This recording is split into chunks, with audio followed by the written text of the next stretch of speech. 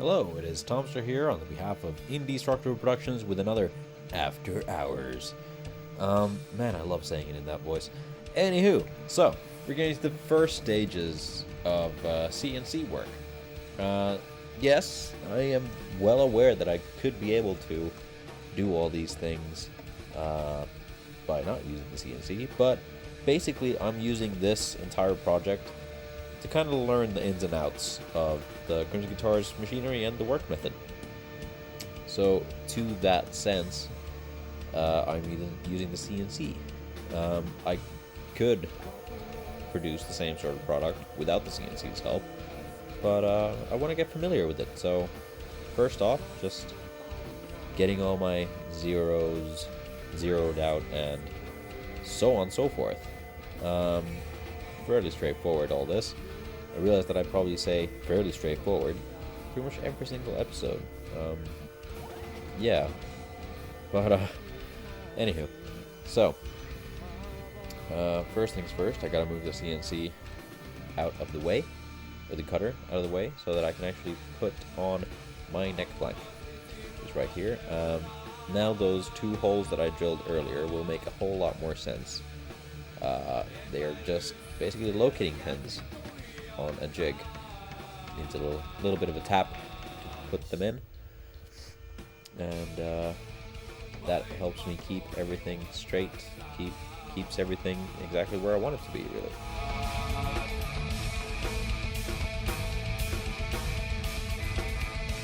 Now with that all done, it's time for me to actually zero in on my Z coordinate. So this means getting my material depth, basically, because I would not want to run the toolpath not having set my material depth, because that would just basically screw everything up, as anybody who's used CNC before would know.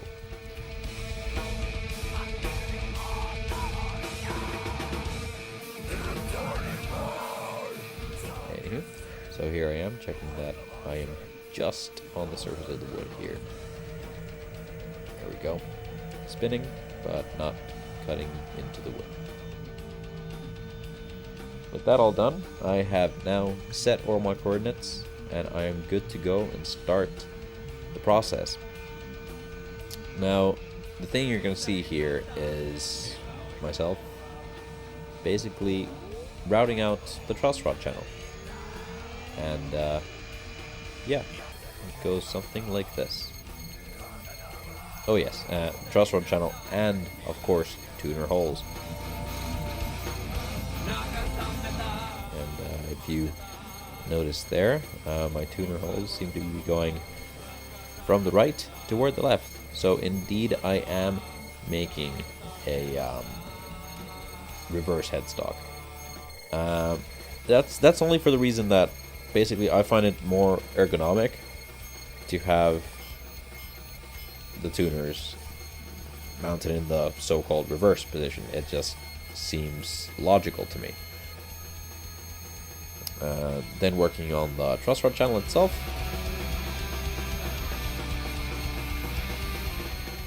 is where I insert the motto. Pretty straightforward.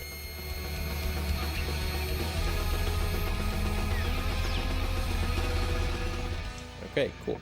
With that done, it's time to change my cutter to a 2mm drill bit, so I can actually drill some holes for some locating pins so that I can get my fretboard correctly positioned.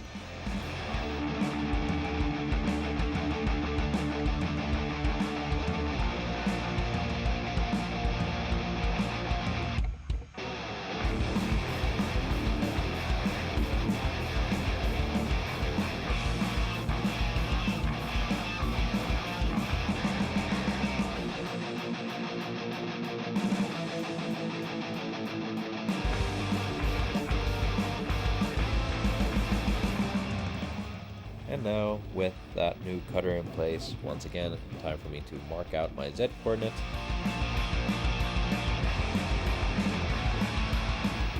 Like so. Wonderful. And start the process. I think that is pretty much it for this video. So be sure to like, comment, and subscribe for more every single week. And yeah, I'll just leave you to it.